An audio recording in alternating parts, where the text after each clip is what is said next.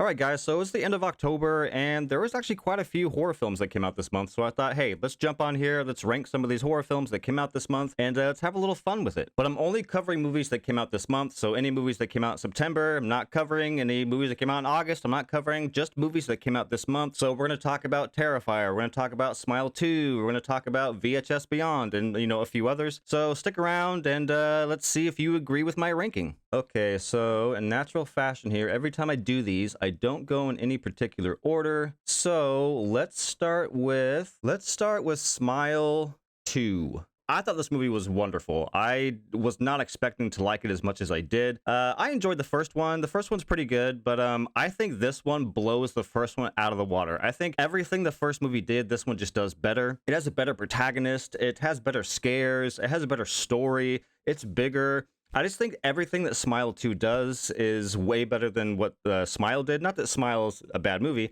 but I just think Smile 2 just really, really knocked it out of the park. Naomi Scott gives one of the best horror performances of the year, if not just straight up performances. Naomi Scott in this film is like a revelation. Dude, the fact that she was in the fact that she was in that Power Rangers movie in like 2016, 2017, to go from that Power Rangers movie to this, like, woo!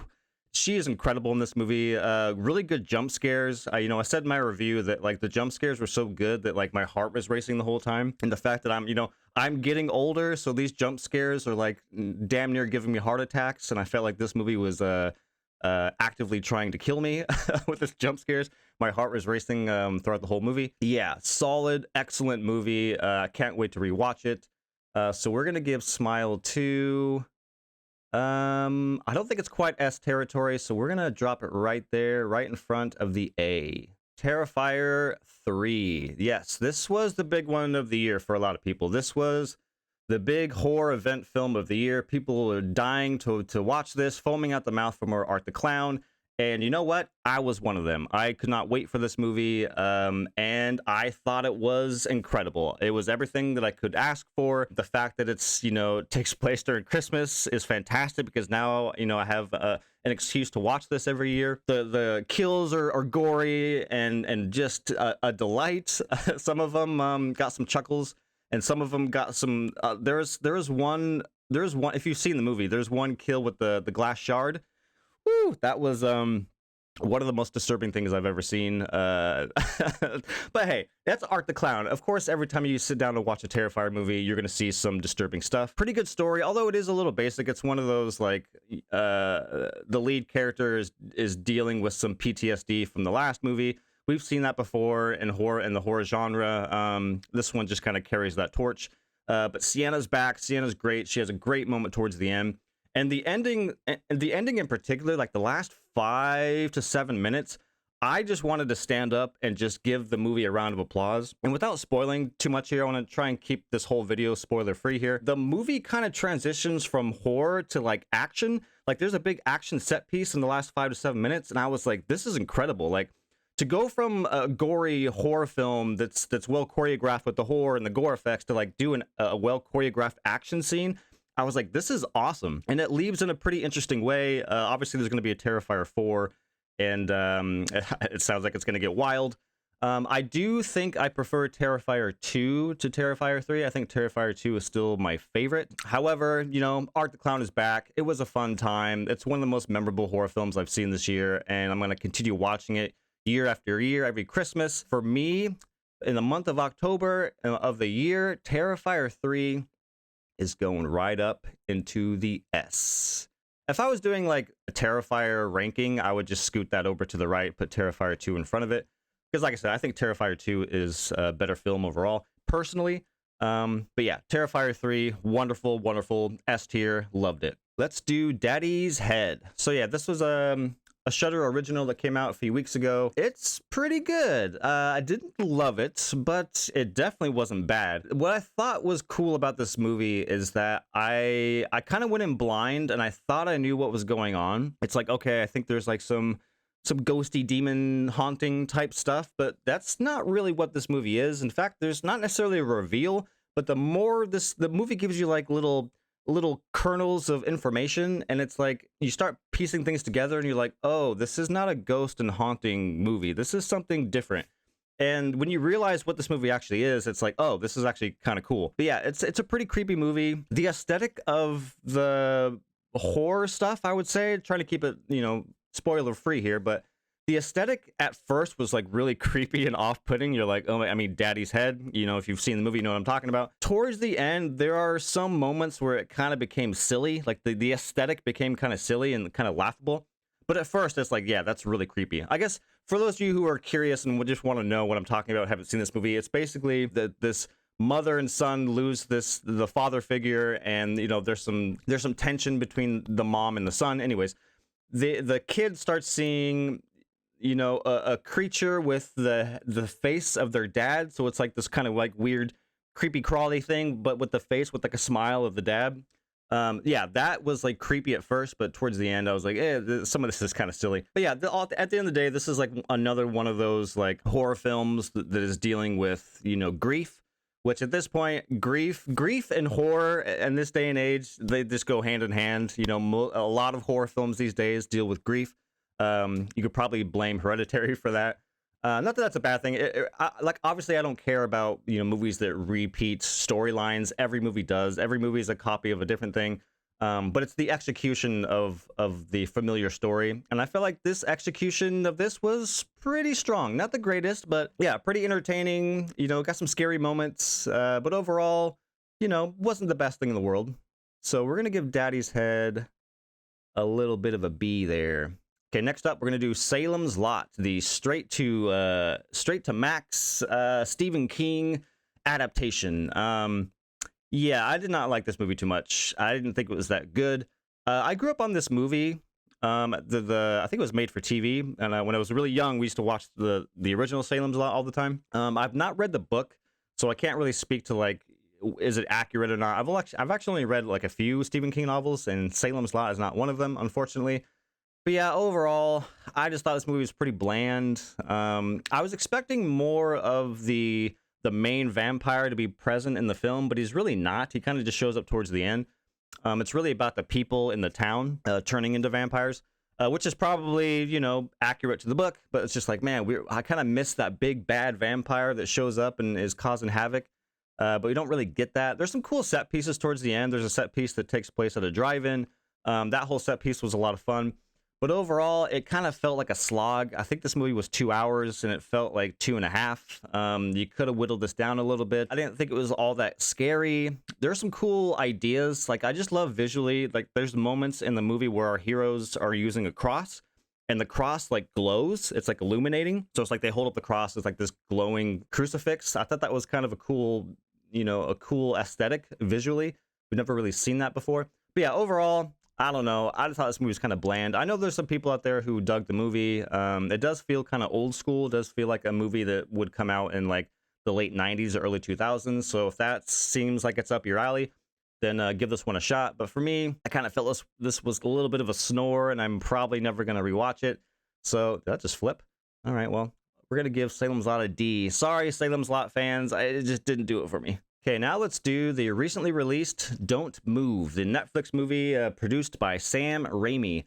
Yeah, cool concept. It's a movie where a woman kind of runs into a serial killer in the woods, and he drugs her, and she's basically got like 20 minutes to, escape from his grasp, but in that 20 minutes, she's going to start to lose all functions. She's going to start, not being able to walk, not being able to move, not being able to speak.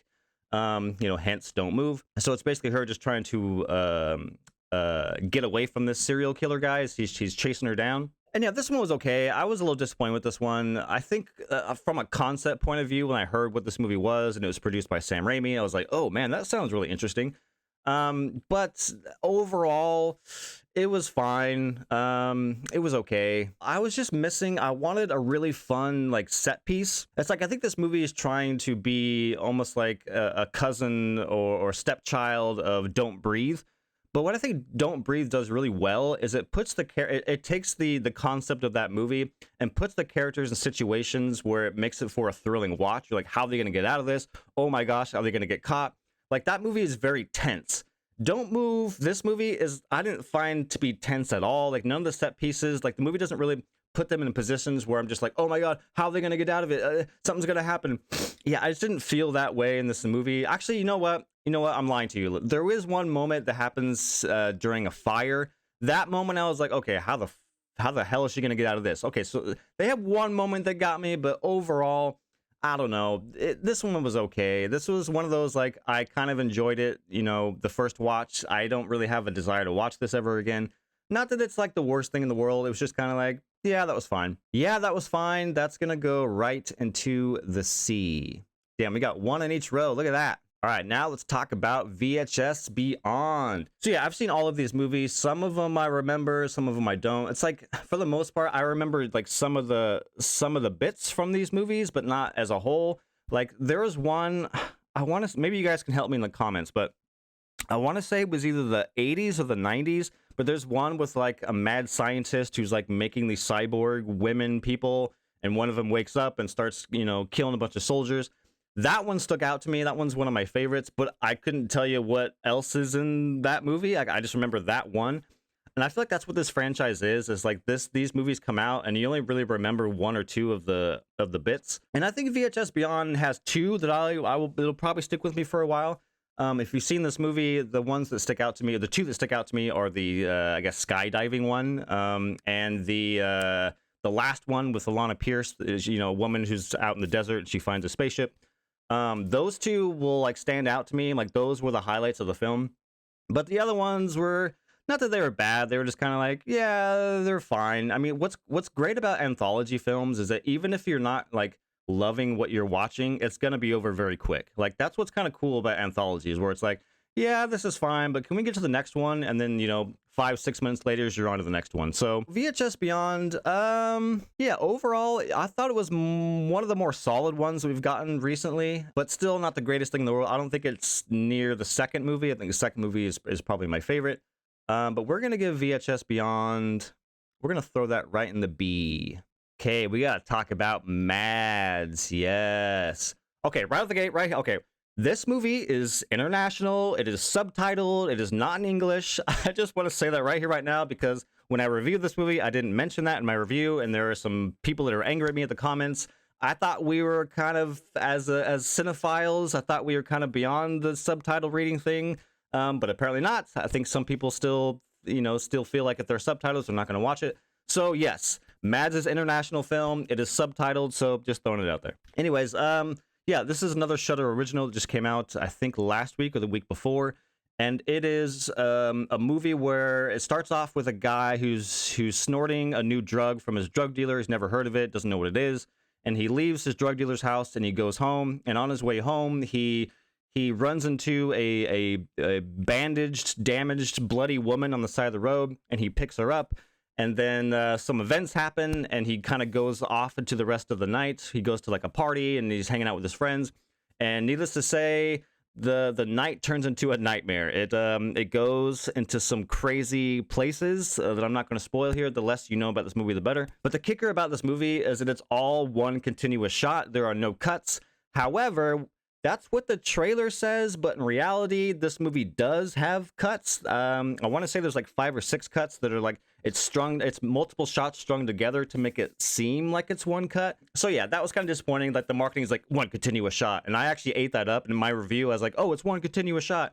And then, obviously, it sucks that after my review, I went and looked at it and it's like, no, it's actually not one continuous shot. I'm like, oh, thanks. An incredible experience. This movie is a horror experience. This needs to be watched. This must be watched. This is so damn good. And the fact that there's long continuous shots that make it feel like one take, you're going into like crazy places and crazy moments. The actors are insane what they're doing with this plot and where it goes. This movie was wonderful. What a delight. If you like, one take, crazy, following characters going through some crazy experiences, then Mads is up your alley. It is phenomenal. I cannot recommend this one enough. This one, for me personally, this one's going right up to Terrifier up there, right in the S. I loved Mads. I will probably continue watching it. I thought it was just a blast to watch. I was watching, I was like, I don't even know how they're doing this. Like, this is insane. Yeah, good stuff. Really good stuff. Okay, last but not least, Caddo Lake. I actually almost didn't include this in my list because, to be honest, I don't really consider this a horror film. I think there are different genres I would use to describe this movie, but it's showing up on everybody else's horror list. So, you know, if it's showing up on other people's list, then I'll include it in mine. But personally, I wouldn't say this was a horror. I would say this is more like drama, sci-fi. But hey, we're here, so we're talking about it. Yeah, Caddo Lake. It was wonderful. What a fun watch. I went into this movie blind. I didn't know what it was about. I just, you know, threw it on, and man, what a journey you go through. What a journey you go through. The reveal that happens in the last 40 minutes was so fun. It was just kind of like, oh, it's like all the puzzle pieces are starting to fit, and it's like, this is really interesting. This movie is being compared to well, I think by nature of just saying what it's being compared to could be a spoiler. So I'm going to try and dance around this here, but this movie is being compared to a very well, I don't know if it's popular. Stranger Things is popular. I don't think it's like Stranger Things popular. I would say a cult classic Netflix show, an international, you know, I think it's German. I'll just say that. It's being compared to that show. Almost like some people are saying it's a negative. It's like, oh, this movie is just a movie version of that show. And it's like, yeah, there are very big similarities. It's actually doing the same thing. However, you know, this movie is different. It has different characters, a different setting. Like, it is doing different things. It's not a carbon copy of that Netflix show. But I thought, yeah, the characters were wonderful. I got sucked into the movie. This is a movie that demands your patience. Like I said, you don't really start getting the full picture until like the last 40 minutes. So if you're a patient viewer and just want to get sucked into the world and sucked into the characters and the drama and the conflict, this movie should be up your alley. And the reveal is just like, yes, like such a cool reveal. Really fun. Oh man, this one's tough. This one, oh, great performances too. I forgot about to say the performances are great. Where do I want to put this? I'm actually going to just put this, I don't know if it's quite A territory. I'm going to go right there in the B. Right there in the B. Okay, everybody, that is my ranking for all of the October horror films that came out this month. You know, I'm just one person. I can only see things. I can only see so much. So if there's anything that I missed, if anything that's not here, it's probably because I didn't get a chance to see it. But these are the ones I did get a chance to see. But yeah, let me know what you think of my ranking. Do you like it? Do you not like it? Let me know in the comments below. And until the next time, I will see you on the next one.